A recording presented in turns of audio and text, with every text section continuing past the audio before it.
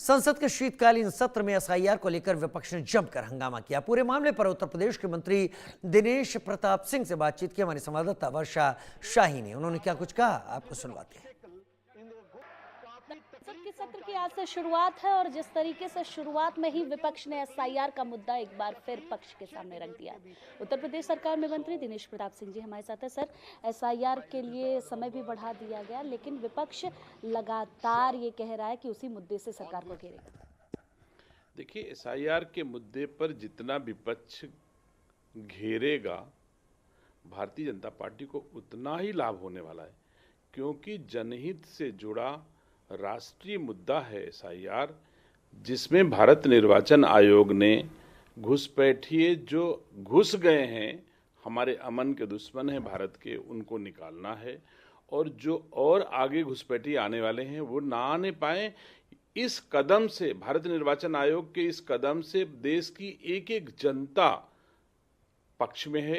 किसी मतदाता को कोई शिकायत नहीं है, लेकिन पेट में दर्द होता है विपक्ष के। तो अब जो चीज़ जनता के हित में है वो काम जनता के हित में हमारी सरकारें, डबल इंजन की सरकारें कर रही हैं।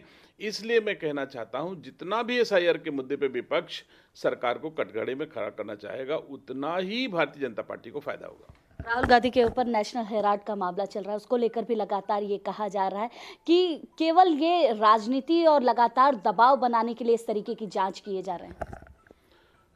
अब मेरे हिसाब से राहुल गांधी जी का विषय ना तो भाजपा का है, ना भाजपा नीति सरकारों का है, किसी सुब्रमण्यम स्वामी जी का शायद ये इशू है और हमारी सरकार के आने के पहले का ये इशू है। भारतीय जनता पार्टी की दिल्ली में सरकार नहीं थी तब का ये विषय है। तो अब कानून की जो प्रक्रिया है उस समय से शुरू हुई और ये प्रक्रिया सतत चलती रहती है। कानून में अगर कोई मुकदमा लिखा गया है, उसकी विवेचना होगी, आरोप पत्र होगा या एफआईआर होगा, फिर उसके बाद कोर्ट जाएगा, तो ये सतत प्रक्रिया चलने वाली है। चाहे वो गांव के सामान्य आदमी की बात हो और चाहे सोनिया गांधी जैसे बड़े परिवार की बात हो, तो कानून अपना काम कर रहा है। इसमें मैं नहीं समझता कि सरकारों को घेरने का कोई औचित्य है। देखिए, बिल्कुल जिस तरीके से, लेकिन अब अखिलेश यादव भी आज संसद के सत्र में गया। अभी उन्होंने ट्वीट किया था जनेश्वर मिश्र पार्क को लेकर कि अब उसको वेडिंग डेस्टिनेशन बना दिया गया है, जहां पॉल्यूशन लगातार बढ़ रहा है। वैसे इन सब इलाकों में ऐसी चीज़ें नहीं करनी चाहिए और एलडीए की तरफ से भी ये सारी चीज़ें की जा रही हैं कि इन सब जगहों पर ये सब चीज़ें होनी चाहिए। प्रॉफिट हो रहा है जिसकी वजह से।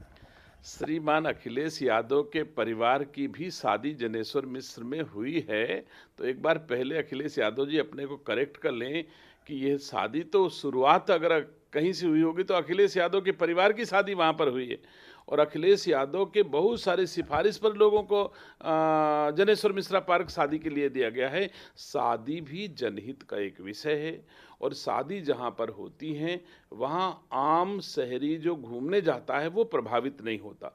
वो अलग उनका 5 नंबर 6 नंबर गेट है जहाँ शादियाँ होती हैं और शादी होने का समय भी प्रायः शाम को होता है, इसलिए उस पर कोई जनहित प्रभावित नहीं होता।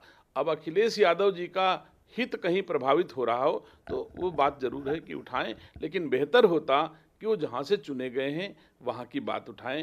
पहले यहां से सांसद राजनाथ सिंह जी हैं और वो भली भांति लखनऊ के लोगों के हितों की रक्षा के लिए, सम्मान बढ़ाने के लिए काम कर रहे हैं। चलिए, बहुत बहुत धन्यवाद। उत्तर प्रदेश सरकार में मंत्री दिनेश प्रताप सिंह जी हमारे साथ थे। कैमरामैन गौरव के साथ मैं वर्षा शाही, इंडिया न्यूज़, लखनऊ। उधर महिला ब्लाइंड T20 विश्व कप 2025